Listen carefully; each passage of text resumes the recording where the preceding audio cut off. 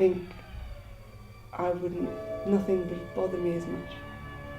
I think I'd have a much better sense of perspective, and I think I'd feel that I haven't wasted as much time as I think myself and probably other people as well feel that we are wasting, being in this sort of the hamster wheel of life that we're on.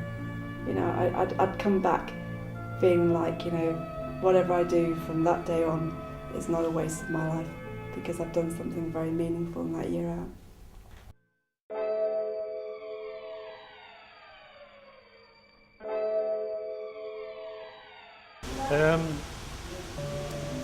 If I had a year off, what would I do if I had a year off? I think I'd need a lot more money than my wages to go to the places I would like to go to. Everybody would like to go to a tropical desert island or something and have a look at that. But I think that sort of area would be nice. If I had a year off, perhaps I would visit all the botanical gardens in the world, or as many as possible. If I had a year off, I could also visit all the many wild places where these plants grow, to see how other people grow things the way we, you know, so we can use some of their ideas in our place and talk to them about things that we do. Surely they'll probably learn some things from us, and we'll learn lots of things from them. If I had a year off with no financial worries, I would like something which involved myself, my two sons, my boyfriend and my dog. And it would have to involve a meaningful escape, something which by the end of it gave us a real passion for the world we lived in. And yeah, and I think that would set me up then for the next 20 years of this when I come back.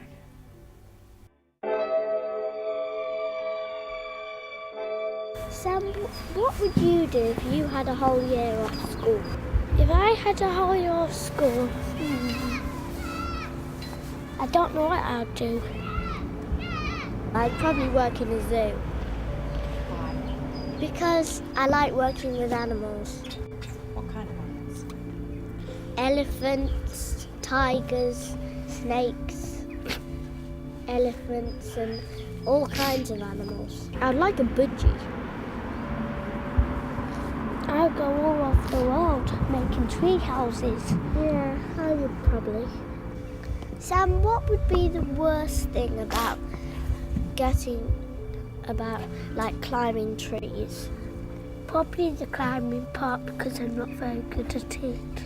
Yeah, it would probably be my worst part if I was trying to climb a tree. Perhaps when we're older, we might go around the world together, and we might go to South America and Italy.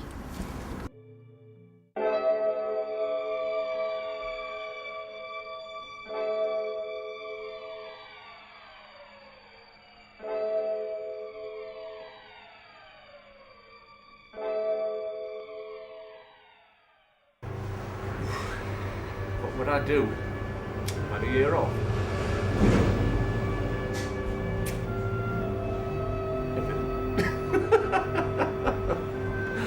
Everything would be absolutely incredible. Absolutely incredible. I've been tied here for 30 odd years now, and it's very hard on the family, which I don't mind admitting. And I find an opportunity like that would be like winning, well, it'd be better than winning the lottery, to tell the truth. But quite honestly, one of the most important things would be the opportunity to spend more time with my wife, do things that we've always wanted to do together, always talking about, but never had the opportunity to do it. It would be absolutely marvellous. Right, that's good butter, pal. Okay, it comes in a great big block and we chop it up. It's a proper old-fashioned butter. Would you like half a pound of that?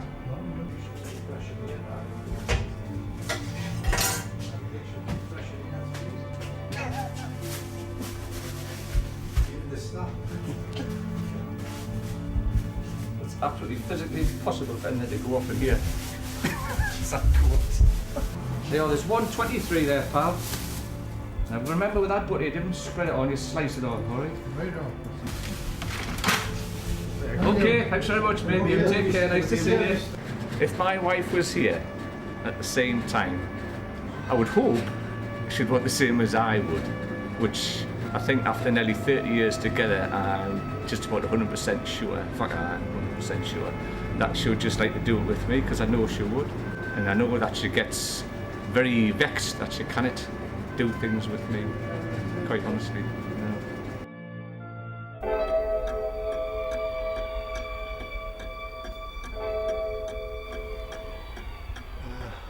What would I do if I had that time? Which places would I go to? How would I get there?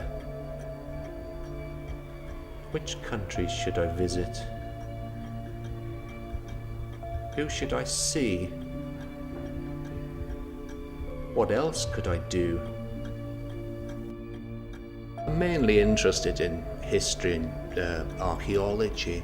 I mean, at the moment, because I'm restricted in what I can do, and I haven't really got the money to go to those places. I'm reading about them in books, planning from books, but it's not the same as going there, so I'd really like to visit the places I'm reading about. I think if you live in one place for a long time, you start to see things only in terms of that particular culture, and I think it narrows your outlook on the world, and you start to become more judgmental, and you see things in a particular way, and you don't really appreciate how people might see things in other places, other countries, other cultures, etc. I think it's important to see how the world looks from other perspectives. I don't know very much about the Incas, but I don't know about the polar areas either. It's polar enough here, I think. No, I'd have to go to a place where you didn't have to wear 3 coats all the time.